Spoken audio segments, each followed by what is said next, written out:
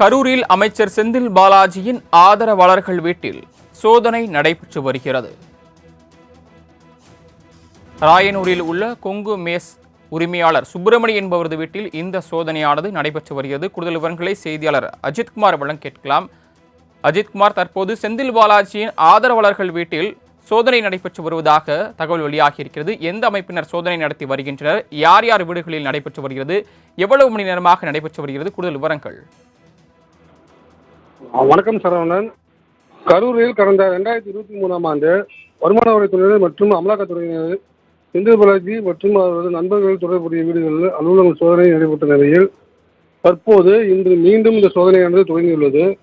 கரூர் மாவட்டத்தில் 3க்கும் மேற்பட்ட இடங்களில் மின்சாரத்துறை அமைச்சர் செந்தில் பாலாஜியின் நெருங்கிய நண்பர்கள், அரசு ஒப்பந்தக்காரர் வீடு உள்ளிட்ட 3 இடங்களில் அமலாக்கத்துறை அதிகாரிகள் காலை முதல் சோதனையில் ஈடுபட்டு வருகின்றனர்.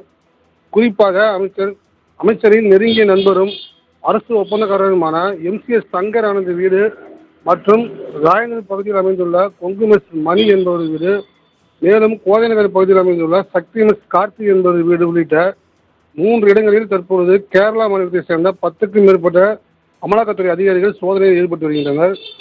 கரூரில் இன்று காலை 8 மணி அளவில் கரூர் ஈரோடு சாலை கோதைநகரில் உள்ள சக்தி மெஸ் கார்த்தி வீட்டிற்கு வந்த அமலாக்கத்துறையினர் துப்பாக்கி ஏந்திய துணை ராணுவ படை வீரர்களின் பாதுகாப்புடன் சோதனை நடத்தி வருகின்றனர்.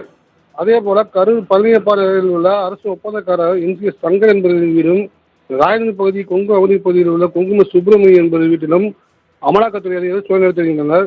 இவர் 3 பேரும் அமைச்சர் செந்தில் பாலாஜி நெருங்கிய நண்பர்கள் என்பதால் கரூரில் மீண்டும் பரபரப்பு ஏற்பட்டுள்ளது. ஏற்கனவே 2023இல் அமலாக்கத்துறை அமைச்சர் செந்தில் பாலாஜி மீது பண மோசடி வழக்கு பதிவு செய்து சிறையில் அடைத்தனர். ஒரு வருடத்துக்கு மேலாக சிறையில் இருந்த அமைச்சர் செந்தில் பாலாஜி தனது அமைச்சர் பதவியை ராஜினாமா செய்தார். பின்னர் ஜாமீனில் வெளியே வந்தவுடன் மீண்டும் அமைச்சர் பதவி வழங்கப்பட்டது. இந்த ஜாமீன் மீதான வழக்கு தீர்ப்பு விரைவில் வரவுள்ள நிலையில் அமலாக்கத்துறையினரின் இந்த சோதனையால் மீண்டும் கரூர் பகுதியில் பரபரப்பு ஏற்பட்டுள்ளது. அஜித், தாங்கள் வழங்கிய விரிவான தகவல்களுக்கு நன்றி.